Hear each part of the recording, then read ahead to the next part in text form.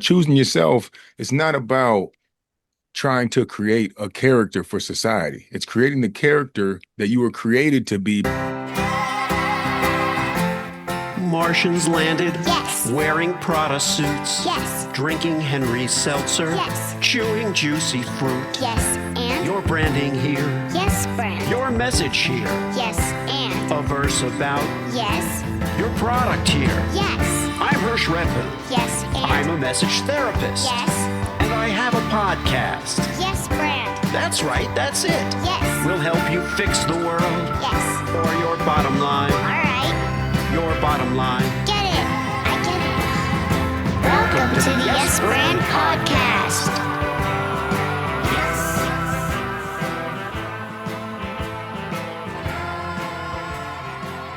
Our guest today on Yes Brand speaks to us from a place not a lot of people really have actually lived. A lot of people talk about it, but his work wasn't born in a boardroom, a certification program, or a flash of inspiration. It was forged through addiction, collapse, loss of identity, and the slow, often painful process of rebuilding a life from the ground up. And out of that journey came a philosophy that he calls choose yourself, not as a slogan, not as self-help, as a survival principle. Today helps people recognize the patterns that keep them stuck, build the structures that create real change, and understand why discipline isn't punishment, it's freedom. He speaks candidly about addiction in all its forms, from substances to validation, chaos, productivity, and being needed. He challenges the idea that intensity equals purpose and reminds us that transformation isn't found in motivation. It's built through the choices we make when nobody's watching. His message is simple, but it's not easy. You don't rise because someone chooses you. You rise because you choose yourself. Please welcome to the podcast, Hakeem Bourne McFarlane. That was an amazing intro, man. Thank you, Hersh. Appreciate what Th- you do, and thanks for having me. Thank you so much, man. Thank you. And it's interesting. You know, we spoke before, and one of the things that you said to me that I haven't forgotten it since you said it, was that choosing yourself isn't selfish. Hmm. And Yeah. and you obviously you have a way with words. You bring a lot of confidence to your dialogue, and you want people to remember the things you say, and so you put a lot of passion behind them. But that particular concept was really pivotal in your evolution. Just to talk about that phrase a little bit. You know what would be selfish is not prioritizing your health. Ended up in the hospital because you hooked on quick fixes, vices, and convenience, and now you're sick and your whole family got to suffer. What would be selfish is hitting the snooze button when you know you're supposed to get up to create freedom for your people. What would be selfish is neglecting your ability to be resourceful when there's an abundance of information to grow your education to get a better understanding of yourself. Now, choosing yourself is not about trying to create a character for society. It's creating the character that you were created to be by your creator, whatever that is. Now, I talk about this. There's four types of self you can choose. You can choose your old self, the one you habitually choose, no energy, same results, same exact day as yesterday. You can choose your present self. That's your emotional self. Both of those are also selfish because it's restricting your ability to evolve. And emotional choices are unpredictable. An untamed mind is a minefield, and you may not be able to tell yet, but time will. You could choose the self that you think other people want you to be, but then whose life are you living?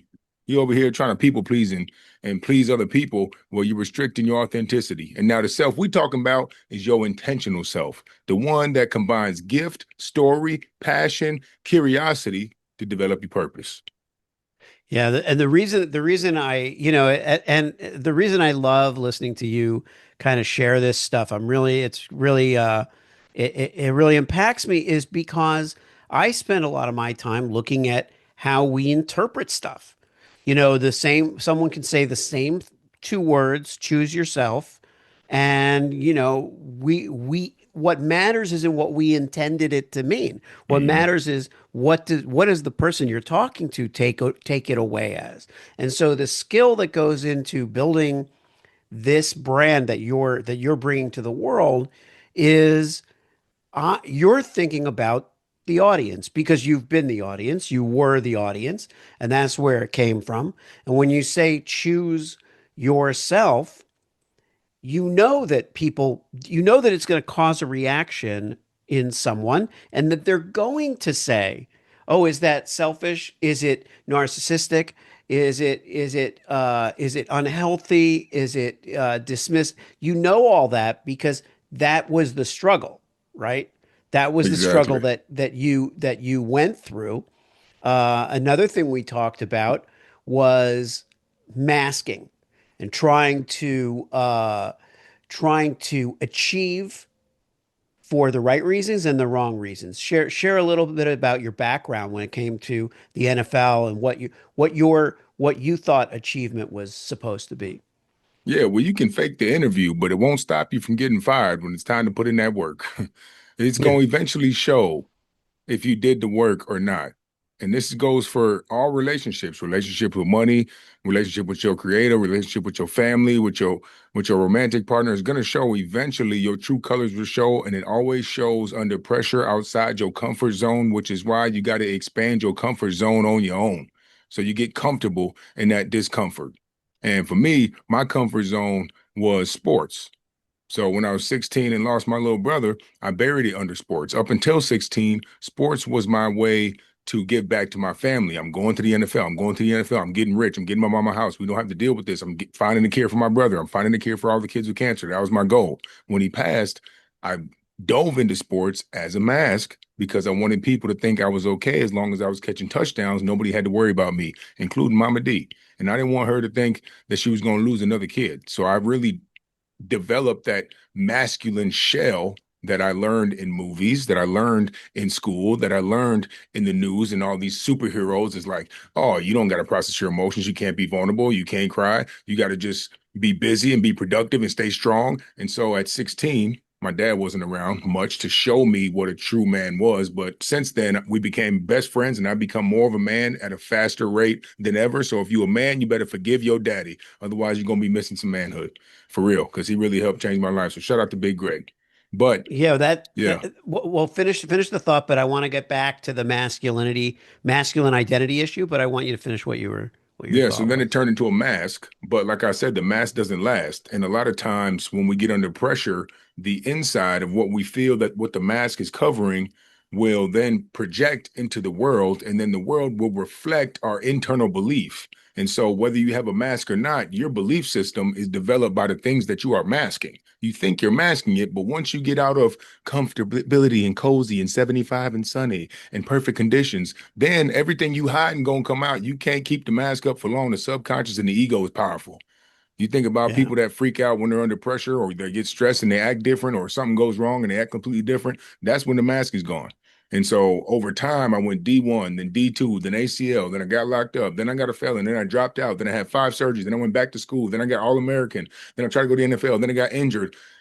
That last injury was finally when I realized I'm not going to the NFL. So I had nothing left. This was 8 years after my little brother died. And now I have to deal with all that because I don't have a mask anymore. So I numbed it with substances, partying, people pleasing. And for 2 years, I was not sober. And that got me into an even darker place of masking with substances, which took away from health, my relationships, all my money, and then eventually took my time when I had to get locked up. And I got to a turning point, which is now pillar one of a 5 pillar choose yourself process that we integrate into the community workshops, retreats, and coaching that I had to utilize over 18 months. And upon reflection and research, it turned into a framework. And now that's the choose yourself process.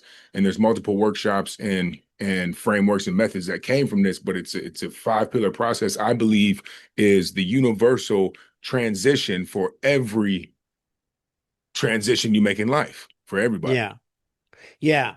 Um, and we talk about this masculine identity thing, it's an example to me of how we can dive into, as you're saying, dive into these masked lives and pursuits with the best of intentions in a way.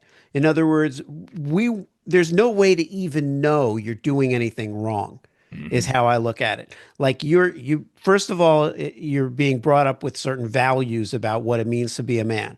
One of those is to take care of your family, certainly to, respond to tragedy with strength and Hmm. not be like, okay, I'm broken, I'm hurting, blah blah blah.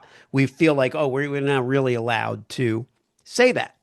And that's something that we still as a society, I personally don't think there's really a lot of progress in that area. I I think think it's getting we're worse. I think yeah, probably, yeah, definitely in this moment in time it's worse. And I think that this diving into success as a mask, as a band-aid, right, is too close almost to what would be healthy, right? Because you could say, well, I'm gonna perform for my family. I'm gonna dive into this. That could lead to I'm gonna get my head straight. I'm gonna be healthy. I'm gonna do this and that. But if we're tripping over that goal that we feel we need to immediately address, the fire we immediately need to put out, all of the us stuff falls by the wayside. And that's what happened. You almost tripped over your responsibilities. And Hmm. then and then as we talked about in our original conversation, where it becomes camouflage for all the unresolved grief. Then it gets worse, and it comes out at the most Yeah, inopportune time. I mean, here's something that I want people to really understand the yeah, difference of. You can be a good man without being good at being a man, because being a good man is up to the interpretation. Like you said, you can be a good man in the hood. You can be a good man on the board. You can be a good man in the suburbs. Those all look different. What a good man is. Okay. yeah, If a good man considered getting money, putting shelter over your family, and sacrificing yourself for your family, then whoever believes that makes a good man is going to call you a good man. And if you're satisfied with that, fine. But when we're talking about manhood, we talk about impulse control. We talk about courage. We talk about strength, mind, body, spirit, emotions. We talk about the ability to have an impact, the ability to stay calm under pressure. That is a man, and what God created the man for, the polarities of the universe when we have the masculine and the feminine. That is what being good at being a man. Now, being a good man depends on who's calling you good, who's calling you a good yeah, man. So if you're going to be good at being a man, I guarantee the people who think that who try to classify what a good man is are going to disagree in some circumstances. And that's kind of the fear, where people don't want to ruffle feathers or be apprehensive about what the stigma is, where it's like, where it's choosing yourself, it doesn't matter. I'm gonna do what I believe makes me my best for who I think I was created to be, and that's different for everybody, but the commonality is choosing yourself is the choice that makes us all similar. yeah. I love that. Choosing yourself is the choice that makes us all similar. And the reason it resonates with me is because to me, I call it a category of one. It's like you can be a football player, you can be a neurosurgeon. That's your job. That it can be your skill, your talent, your what you excel at. It can be anything. It can be what pays the bills. But that's a job. That's not a category. Sports isn't even a category. But once you say, okay, I'm going to show how someone can be a man and have public accountability, and you're starting to occupy a very specific space. And I think that that's what we're all really striving to do. We're built, actually, I think, to seize on our individuality, but a lot of society and fear that we have takes us away from it. What I wanted to get into is this public accountability as identity reconstruction, right? Um, like if you describe content creation, when you talk about content creation, you're not talking about it as influencers or influencing so much as an integrity loop, Hmm. right? Yeah. Yeah, share a little about that. I'm not an influencer. I'm a creator. The influence is up to the interpretation. I can't influence you. It's up to you to be influenced. I just create experiences, opportunities, conversations, and perspective. Now, if you have an open mind, you may be influenced. Now, when I talk about the public integrity loop, the thing is, we wake up on time to get to work for somebody else. We wake up to get our schools to get we wake up to get our kids to school on time to learn from somebody else. We wake up on time to get on the flight to go on vacation, but you won't wake up on time to do the things for yourself to put time on the end of your life because you have the ability to justify the excuse and not be punished by the consequence because it's just you versus you. Now, our reputation is at stake when you start to use other people. Now we flip the ego to our advantage because you tell people you make a claim and say you're going to do something. Now you're worried about not doing what you said because they're going to hold you accountable. And when people want to say, oh, I'm going to do it tomorrow, you get the reward of wanting to change, but you don't have to suffer through the pain to change. And you just keep waiting till tomorrow until you got somebody else watching you. Now they're discrediting your reputation. It starts to become an ego death. It starts to become a negative impact on your reputation. And that is what helps us feel connected is when people appreciate and trust us. And so when you make those claims publicly, I was doing it online. I'd get feedback and comments. I was still, when I was pulling myself out, I would post online and I'd be disciplined Monday to Thursday, then I would party from Thursday to Monday. And over time, when I get the feedback from people online was more fulfilling than the feedback from people at the party. And so my perspective started to shift. I stopped going out Thursdays. Then I stopped going out Fridays. Then I went home early on Sundays. This was a 2-year process where I went from being 100% party into 18 months sober. And in that Yeah. transition was the integrity loop of making a claim and then hearing what I said when I was alone. And that's what we do in the Choose Yourself community. This is now the screen that I use from doing content. I've been doing content since 2009, but I didn't start doing motivational content since till 2018. It didn't take off till 2021. But the fulfillment I got from providing perspective and impacting people I didn't even know was more important to me. And that's how I knew I was supposed to be doing this, because if I felt it every time I made the video, I did it as if I was speaking live to people, even though it was a recording and I was going to post it. And then I had to back up my words with action so that I could speak more authentically. And then that created my evolution, my discipline, my impulse control. I started making challenges. I wrote a book. I did a podcast. All these things kept going because I had more belief in myself, because I saw the version that I was becoming, but I would speak it first to others and write it down and research and all these things. But speaking it to others, I think, speeds up the process. And that's why community is important. Well, that's profound, Hakeem, because, and I'm talking to the listener now. If you're listening and you're building a business, you're building a brand, you're building what I call a life marketing model.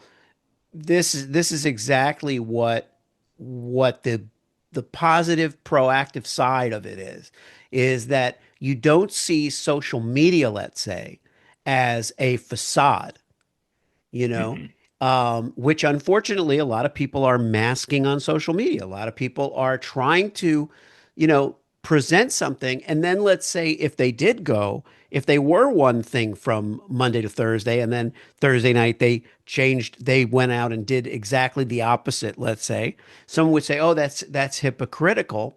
And it is hypocritical. It's counterintuitive or counterproductive, whatever you want to call it. It's a polarized existence. But the fact is, if you use it to motivate yourself and you say, look, now I have said, and I've done this with my career, particularly in the last 5 years where I've been more active on social media and podcasting and doing all this stuff, where I will say, I'm doing this. I'm doing this, my Truth Tastes Funny podcast. I'm changing the format. I don't wait till I change the format. If I wait till I change the format, I may not do it. And If you I feel the say, pressure. hey, yeah, I say I've started this TTF live thing. It's going to be in front of live audiences. I'm going to do this thing. Well, now I have to do it. Mm-hmm. I said it on air, and I told people about it Whereas I think earlier in my life, I used to maybe hide those plans or those aspirations until they were real so that I could feel honest about talking about them. But what you're sharing is uh, you're actually making the transformation that you're talking about happen by vocalizing it, by sharing it, by getting feedback and encouragement for that too. So when we think about social media as a tool, we should learn from what Hakeem is doing and say, okay, yeah, this can actually be a positive both role model medium, you know? Yeah. And be honest with yourself, and then eventually be honest with the people that you've impacted. I guarantee you'll get way more respect. And I can give an example. Yeah, I could have simply been like, "Oh man, I just went out this weekend. I can't say that anymore." But I yeah. didn't do that because there was a version in me that I was trying to birth. I was trying to create. And so, but there was also a version in me that wanted to be in the streets. And I had to battle those two on my own. And I used social media as a way to birth a new one, but I also had my old friends, my old business opportunities, and my old relationships tied up in the past. And that's part of the mask. I had one mask here, one mask here. This is the cocoon phase I talk about. You're a Oh, little bit yeah, of yeah, caterpillar, you're a little bit of butterfly, but if you don't sit in that solitude and those emotions, you'll be neither. And so once I made it and I started getting my foundation down and I started having a curfew, I would kick out company at a certain time. Eight, you can come over from 6 to 8, but you got to get out at 8. My alarm would go off. I put my phone across the room and I had to get up and get it. I say I would do something and I would do it. There were small things in solitude that I would do that would get me to believe that this was working. And this is now what we talk about in one-on-one. After I did 18 months of sobriety, I went back into the liquor industry, but I was bartending for 12 years. Then I started selling liquor as a liquor rep on the outside, which is a lot more social networking yeah. activations and drinking on that end. But I had a different relationship with alcohol because it was a way for me now to get my mama a house, to take care of these kids, to now contribute. It wasn't just a bartender. I was actually top in sales, increased 1,000%. And I started using the same pillars to learn about psychology, sales, and business. And that helped me see the industry differently. And so in that evolution, then I started to embrace a balance that we now call 80% healthy, 20% fun, 100% happy. Life can't be redone. You got to bracket your celebrations with the foundation. You have to work for your sugar, liquor, weed, nicotine, caffeine, screens, shopping, gambling, vacation. You got to work for it. If you do it every day, you're addicted. If you can dabble and not depend, that's fine. We're actually on day 22 of no vices right now with hundreds of people in the community. And it took me it took me a while for me to be honest online that I was in the liquor industry because it was just Uh-huh. choose yourself. And I was trying Yeah. to figure out how could I get these things to align. I've been in the liquor industry for 14 years. I just started choosing myself 3 years ago. I'm really more liquor than choosing myself. And so now researching addiction, researching vices, everybody has a vice. What is yours? It might be coffee in the morning before water. It might be the snooze button. It might be porn. It might be video games. It might be doom scrolling. They're all simple nowadays. Okay, Yeah. they're simple, not simple to break free of, but they're simple vices that we get caught up in and we don't even know. Once I started to illustrate the balance, I became more relatable because I was no longer a super strict, tight ass coach. Don't eat sugar. Don't watch TV. Don't watch the news ever. Why are you watching sports? You need to be building a business. Like, that's not relatable. I hated them people because I like to have Yeah. fun. And I think having fun and de-patterning is important to bringing value and morale to your disciplines and foundation. And so now it's and I still got a liquor company. And so it's me and my uncle. We partner with some farmers. So there's purpose behind it, right? We're creating Yeah. something authentic and new and something that's going to be generational. But that's what I focus on when I speak about it. And so it's still in alignment with choose yourself because I took the story of the farmers and myself and created a brand. And that's what we do in the story brand workshops. And also my expertise comes from the liquor industry, over a decade in it. And so integrating that was tough for me because I got some backlash online like, how do you promote health, but you got a liquor brand? And I tell them it's the balance. And also, you understand that when COVID hit and the prohibition hit, liquor sales boomed. And if you don't think that stuff is coming again, you better got another thing coming. All right. And Yeah. also, there's power and struggles in working with your family, but there's a sense of payback that I feel for my uncle in this sense because he was there for me through all this, and it's my Uh, way of contribution with an expertise that I developed on my own. And so there's a yeah. lot of variety to it. Um, but that's what I mean, birthing something of someone I wanted to be to create that version, and then figuring out what the entire overview of the brand is by becoming it first. I had to become one extreme and the other, then find the balance. That's why I say break free Yeah. and find your balance.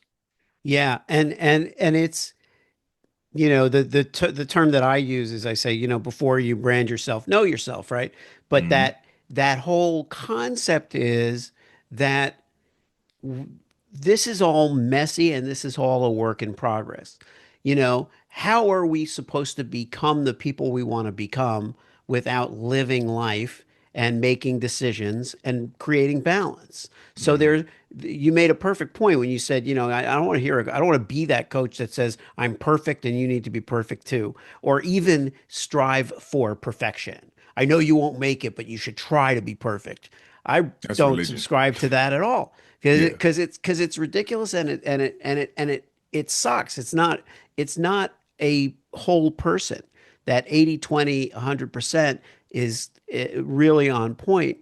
Um, and I want to go back to social media in a second because there's another thing that I think is really the intellectual center of your philosophy, which is, consumption as identity formation.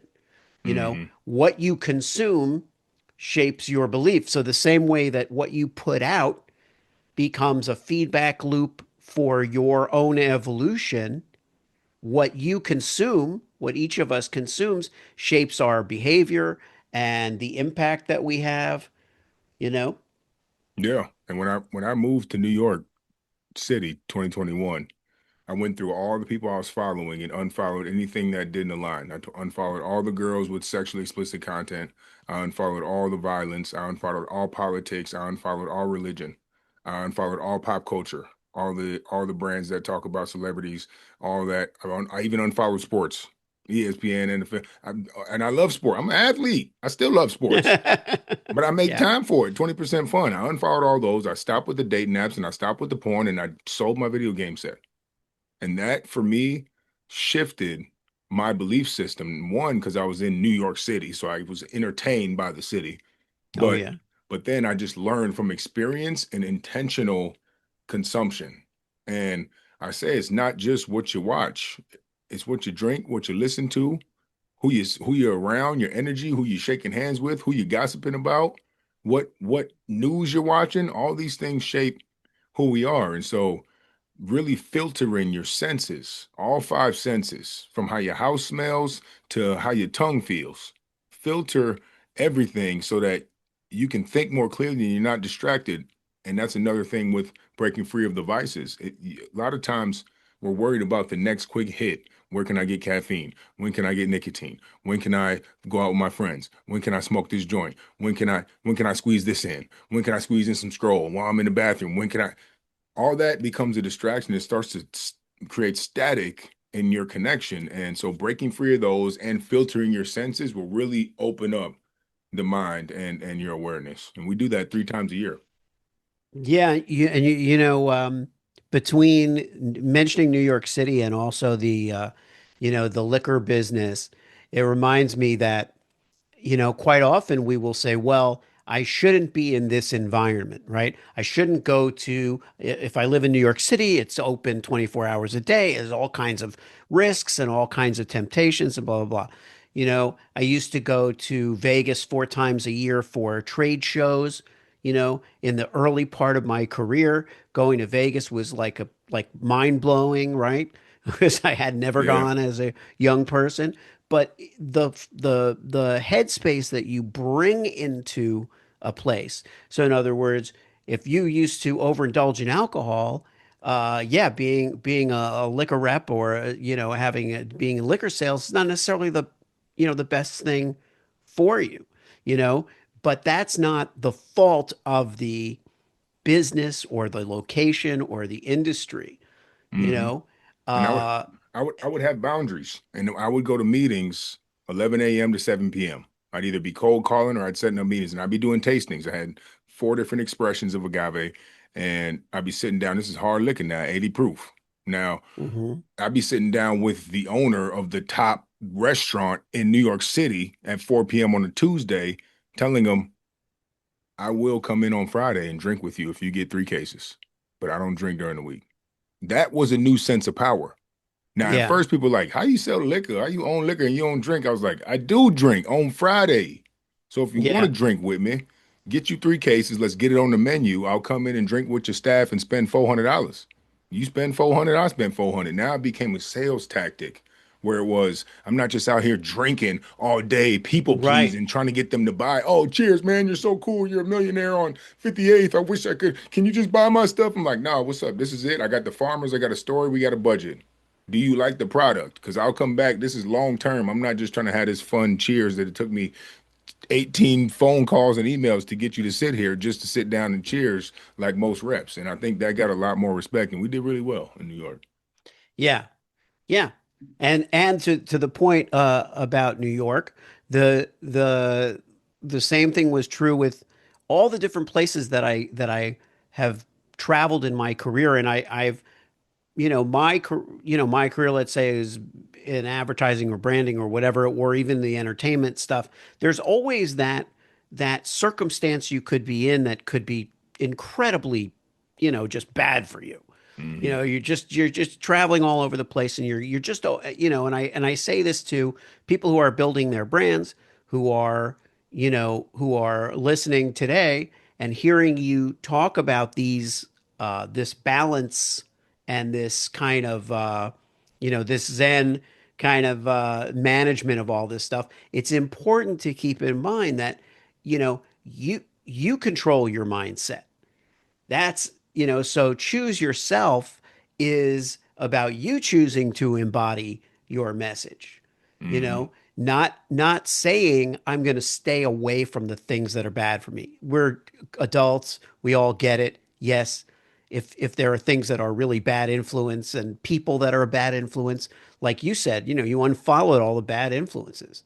You Hmm. unfollowed all the things that were going to distract you, and you weren't you there's no need to clutter your life with garbage. That's obviously, a logical thing. But I think empowerment, self-empowerment is really important. And you do a lot of stuff in your framework that that I think contributes to that, to accountability, removing dependency and stuff like that. Yeah, we do. We do the vice-free challenges. We break free of instant dopamine. We do weekly accountability meetings online. There's also a foundation framework that has 7 pillars around your sleep to improve awareness, nervous system regulation, and emotional intelligence. And then we also have story brand development, where we connect the story from your past and get your story statement connected to your brand script and create your story brand and figure out how we're going to develop your purpose and impact others. Now, a brand, and you can probably attest to this, is not always a business. A brand is how you make people feel. It's the impact you have on people. You can walk into work tomorrow. Your brand is how you make your colleagues and boss feel. Now, like we said, if you align who you are with your brand, then you can start to really live authentically. And that's what I realized. Once I became my brand, and then I made some tweaks in my brand for who I was on both ends, then I was really able to speak about it with conviction and not just confidence. I was conviction like, yo, this is it. This is me. This is how we find our own balance. Everybody's 80/20 is different. I don't like sweets that much. Some people do. Yeah, But, find out what yours is. yeah.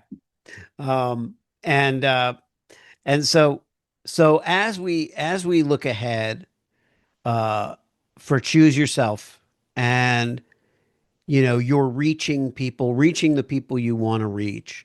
Um, Talk for a minute about who you want to reach most.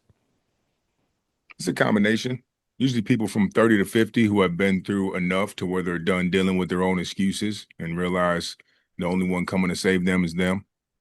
Another industry is obviously young athletes who need an identity behind the jersey because they won't all be professionals. Addiction and recovery is important to me as well. My mom is 3 years sober.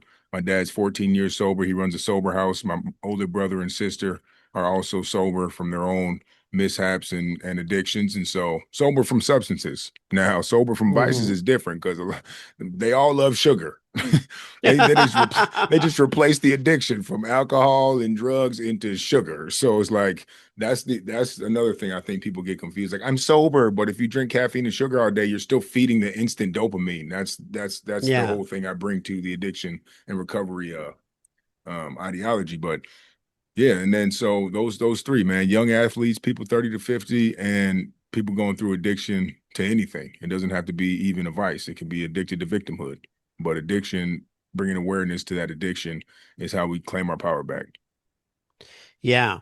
Um, and and then in terms of uh, a message to uh, think now in terms of the people in your audience that are, you know, building businesses, that are building brands, that are essentially trying to create something around themselves that is about what they stand for.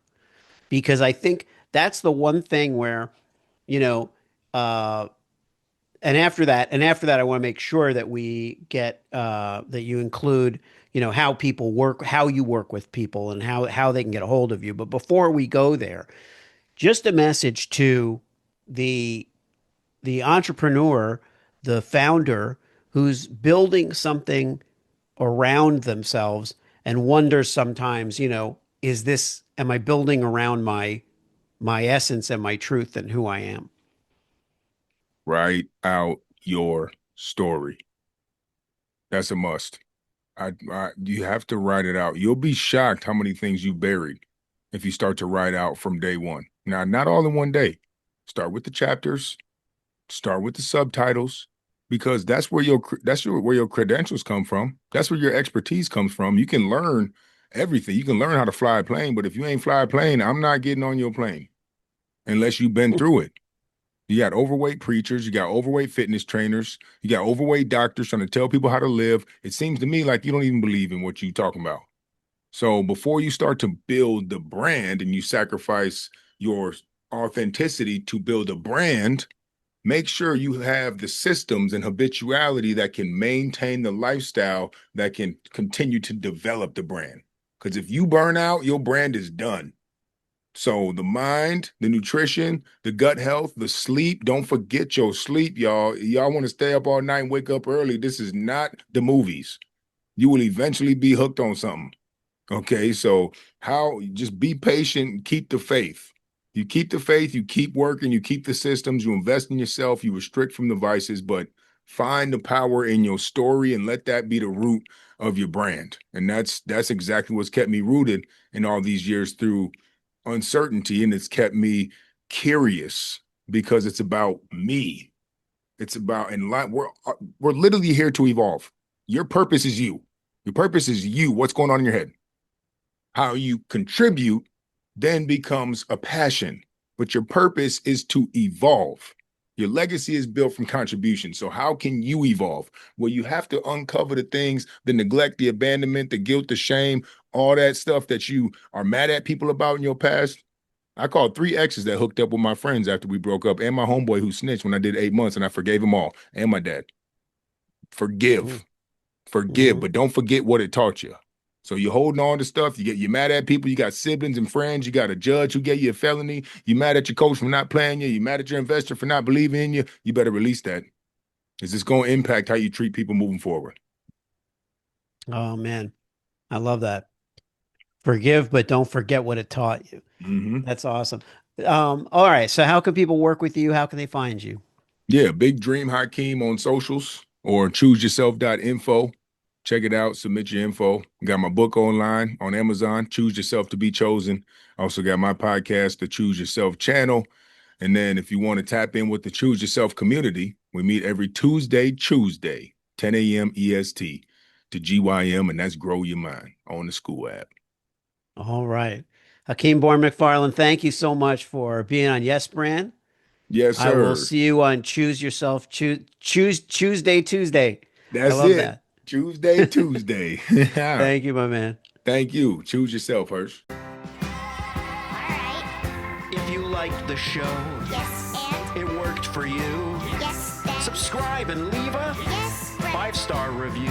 Yes, friend. Tell all your friends. Yes, friend. Get your branding here. Yes, friend. Get your branding here. Yes, friend. Did I make it clear? Yes, friend. Get your branding on Yes. before they're gone. Yes.